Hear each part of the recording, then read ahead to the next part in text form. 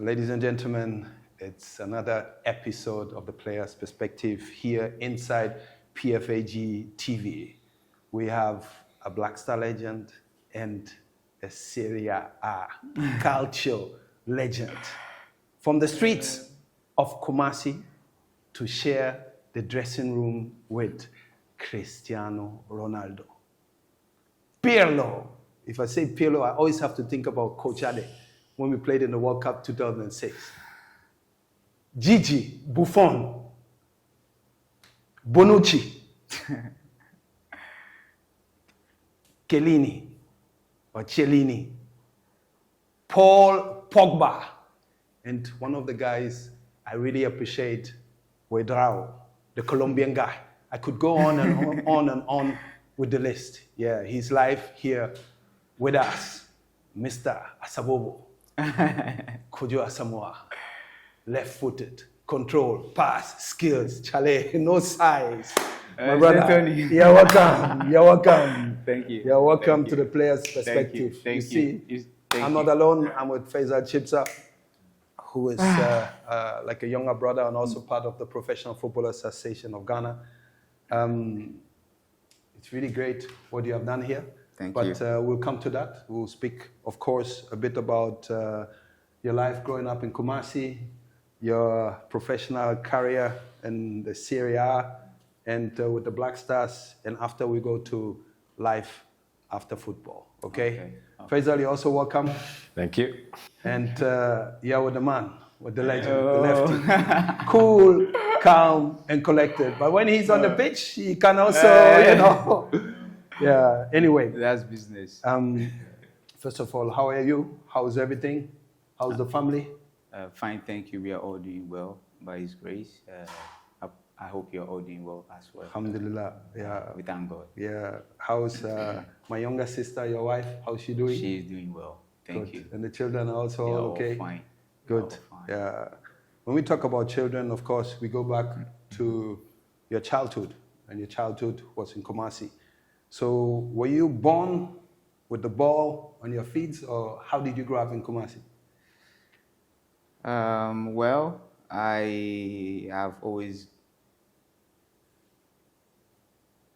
let's say football has been everything for me, even till date.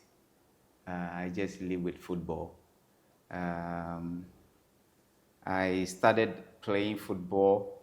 I was so passionate about it, but it wasn't something that I was, let's say, I could just go to the park where people are playing, and I would just be sitting there watching them.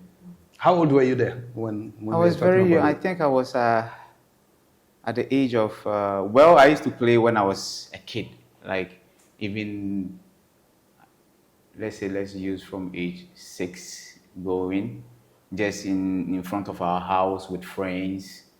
And sometimes just across our house, there was a school park.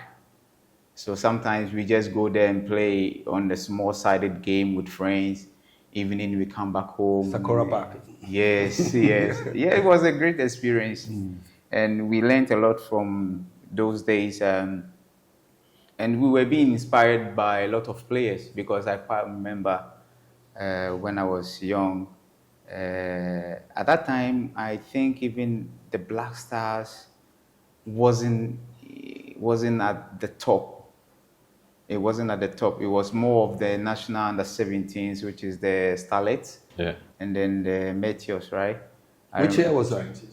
I think it was 95. Oh, yeah. Which under-17 player do you remember at the time? I think... Audi Saka? yeah, I watched Audi Saka, Yeah. Isaac Asari. Okay. But I was very young. Yeah, You know, back yeah. then, they will be playing and it will be midnight. Yeah, the New Zealand And time. you'll be sleeping. Absolutely. You'll yeah. be sleeping, but you hear the noise, and then you just wake up. And because most of the people back then in the neighborhood, it's not like now that if there's a game, people will just stay in their houses individually and then be watching. before, even if they have their own TVs, they will just Everybody come comes together, together, and then yeah. so you will hear the noise at night, because you will try and keep up to watch. By the end, you are a kid, so you will be sleeping. Then later, because you will hear this noise, you will just wake up, and then they will just take you and then put you in front of the TV and then just be enjoying it. So we were actually enjoying most of the players that I was saying inspired us, like Udi Saka, Manam Yaya, CK. Yes, I remember, was it CK or Bento that we did when they scored? I think, Yeah. And then even Emmanuel Bento. even some of the. You know, he's the in-law of Stephen Appiah. Oh, really? Yes. Amazing. So all these things were the things that I was looking up to.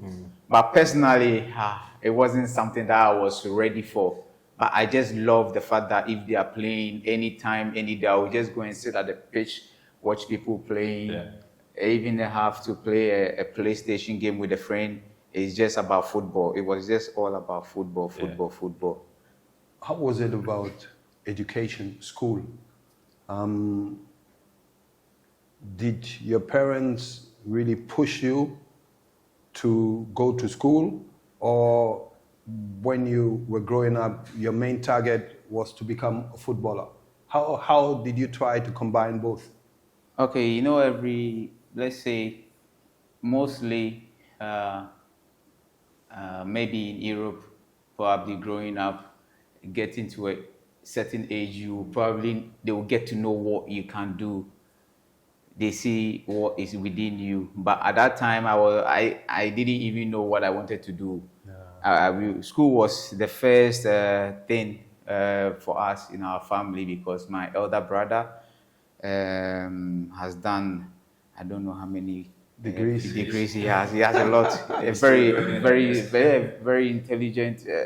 He's an academic. He's an architect, so he put in a lot of effort. Even midnight, I will see him learning.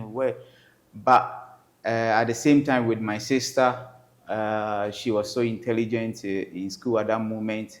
Me, I was more of the football. Yes, you were focused. And the thing is, it wasn't like I wasn't going to school. I was, but I wasn't really like attentive when it comes to my school academics. Probably sometimes if I have to stay home and then probably do my homeworks, I will just go on the field and be playing. Yeah. And then the next day you will be going to school. Then that's when you will realize, hey, you haven't done your homework, so you have to try and rush everything up and then go. So from my house, it was more of about the education, but I really started my career, like I took it seriously at the age of, let's say 15 years. When I was 15 years, that was when there was a football club in my neighborhood. Yeah. But even that one, I quite remember, because I wasn't actively like as a footballer, I didn't play any calls, teams. You were not registered with any team? Any team, no. I was just playing for fun. But people within our community knew I had the gift. It was special. Yeah. So sometimes even the community, at that time I was very young, so the older ones would be playing, but they would call me, could you come? They would just put me inside. Sometimes they would just put me in the post, because I was a very good goalkeeper as well. Wow. Yeah, I was doing both. With your feet, not your hands. My hands. My hands. Yeah, it's true. So you were jumping left and right. Yeah, I could. Yeah, it was serious, because there was one time one man came to my house. He was coming all the time, but me, when you come look for me about, it's a club showing interest or anything, I won't even show up. You just wanted to play football freely. Freely. So he came up saying, because what happened was he was trying to organize most of the kids from our neighborhood for us to play. But we didn't have any goalkeeper. So some of the boys within our neighborhood was like, he's really good. Yeah, he's a very good goalkeeper. Because we played together. So that game, we went to one of the places in Kumasi, Abuabo or something. I don't remember. Yeah, Abuabo. Abuabu, yeah, around the airport area. And that was my first time moving from my neighborhood to go to a different place to play. And I remember that at that time I had a track top and down, so that was what I was using as a goalkeeper. Because back then when you watch some goalkeepers, they were more of that kind of outfit. They dress like that, huh? Yeah. The Thomas and Konos and So that game, I realized our own players, they know I'm better than them. And I was in the goalpost. So sometimes I would just be saving some balls. I would just take the ball personally and dribble and dribble all of them. Yeah. So this man got crazy about me and then was coming. Was it at that time, sorry, you played already 11 aside or was it 7 aside? At that time, it was 11. 11 aside, Yeah, okay. depending on how big the pitch was. Sometimes you could just find a small space. We can't play 11, so we can play just 2 or 3 aside. Yeah. So, but this one was 11 aside, and we were very young, so we had enough spaces to play. And then this man came asking for me to be a goalkeeper for his team, but my dad was like, no, he's not a goalkeeper. And then later on, when I was 15, I had this club that is in Kumasi that came to me. Even at that time, it would be hard for me to go to training. So what happens is he will send someone from, let's say, from where I was living, and then the training center was just about 10 minutes walk. So he would just send someone to my house, come call me. If I don't return with the guy shouldn't return back to training. But was the guy who sent the other person, was he a coach or a club owner? Yeah, he was the coach, the club owner. You still know his name? Yeah. You still know his name? Yeah. What was his name? Camarade. Deportivo. Now they call them Namoro. Ah, Namoro, okay. Kumasi. Wow. So he was always on me. Morning, sometimes even morning. They used to train early in the morning at 6 and then closes at 7 because they were training the premises in the middle of a school. So they need to finish an hour before the school starts. Yeah. You also went through this? Same. Same. Yeah. So most of the times I will be sleeping and there will be my dad will be like, you got me. But I didn't want to. So it got to a time I had to make my own psych myself. Okay, if I really want to do this, then I have to start. But what was holding you back at that time to really get into organized football, I would say? Honestly... Or you think you were not matured enough to take that decision? Okay. I was so reserved at that time. Okay. I was very calm. Still calm. Yeah. Still reserved. Yeah, I know. So probably, okay, I had a friend called Abdullah. He was one of my closest friends. And he was like a footballer. So I moved more with him than any other of the friends that I had, right? So sometimes you will be like, let's go for trials at this place. Me, I won't go. But anytime that I will go, maybe I will be with a shirt with a button, and maybe with a short with a belt, and then maybe sneakers. And you know, back so you don't look like a footballer. So back then, even before kicking the ball, they know they will have to select. Your dressing comes first. They will. Your appearance tells so true. And he was already dressing like an Italian. Normally, the ones that are fully dressed, well catered, are the bad ones. Yes, you know, it's the ones the rich man's son or daughter, they can afford it. So they have the best shoes. Exactly, but they're the bad ones. And then the poor ones are the ones with no boots, torn shirts. But nobody picks them because you don't look like a footballer. But carry on, I remember. So one time I went with my friend and he was being picked, but he was the one always saying, let's go, because he knew I was better than him. And then even the community, the neighborhood, friends and even grown-ups will know that he's so good. So when that happened, I was like, I won't go anywhere. I'll just be just be playing my ball in the neighborhood. But it got to a time, people were just coming to me because of how I played. What were you scared of? I wasn't scared. Was it the shyness in you? Yes, it was that, and then probably I was a bit scared until when I started playing, they started kicking you. Because I was very young, but I started playing with at the highest level. But very skillful. Yeah, because I was young at the same time. But very skillful. Very skillful. At that time, I was a playmaker. I was number 10, typical number 10.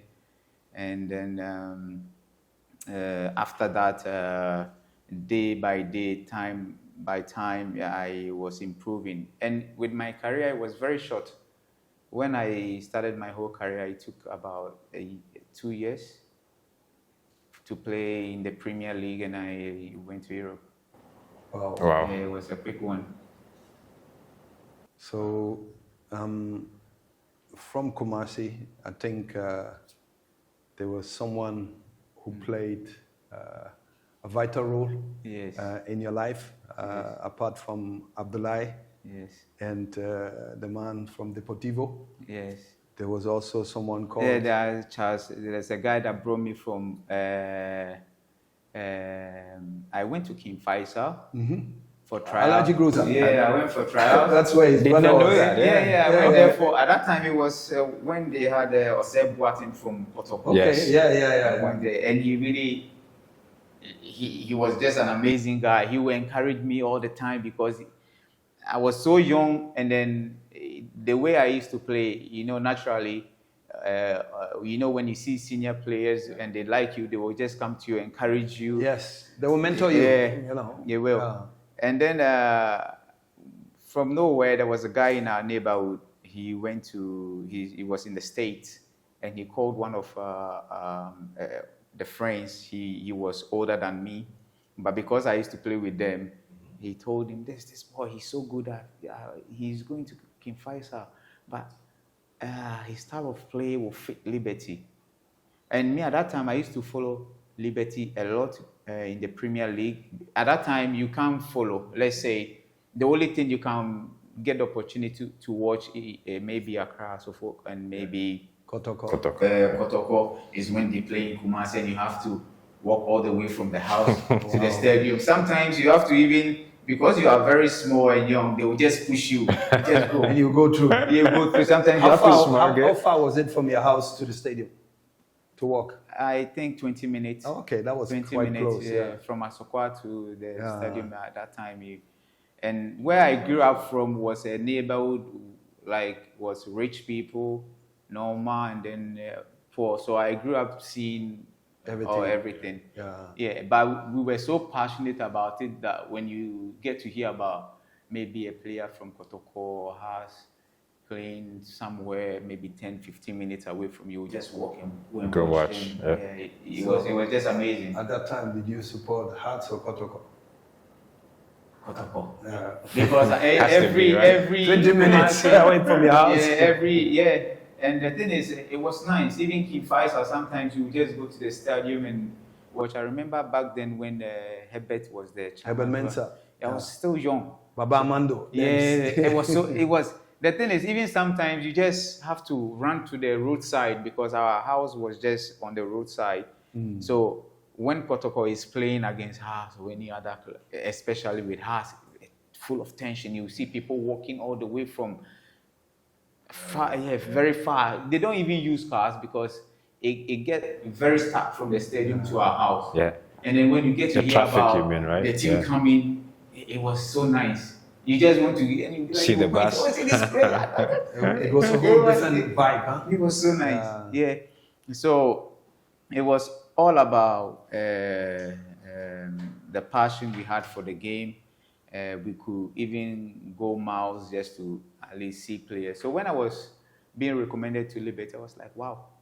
Liberty has been one of the teams that I've been watching on Kwabne Yeboah's sports station, and at that time it was Kwadwo Asamoah, And I think at that time Sule and then Isen had already left. Yeah, Okay. Derek was he still Derek, there? no, Derek was already. Yeah, Dominto was also there, right? All of them I did not get to play with Spencer as them. well. Yeah, John, I didn't get to play And the with them, but I Papo had and it co. with them, Yeah. Yeah. And then the most Michael Essien, come on. a lot of great players, honestly. So I was just happy to go there and play. Yeah, and in all this, I always say God was the reason, because I didn't even know how it just happened very quick and fast within a year. What made you say yes? Because before then you were hesitant to go. You just want to enjoy your neighborhood and your friends. The Liberty came. This time you said yes. What made you say yes? Was it the name and the history, or? Well, their style of play, Yeah. and Liberty was one of the teams that had young players at that time. Yeah. Let's say Kotoko had some of the young players in their team, but they were not a lot. But Liberty was like all young lads, young yeah, players. yeah. So I was just happy to go there and play. And then because of the talent being given, I never lacked when I was young. People would just come, give you jerseys. People would just send jerseys from abroad, Wow. boots. People would just will take you to their companies, give you money just for you to play for Accra Suffolk when you grow up, or Kotoko. So when I was young, I wasn't even asking much from my because most of the things were being given to me by people. You heard it yourself. Most of the things were given to him by people, but not that left foot. Not that left foot, I'm telling you. Yeah, it's great to know how Kwadwo Asamoah grew up in Kumasi, and now it's time to talk a little bit about his professional career from Liberty to the Serie A and the Black Stars. Stay tuned.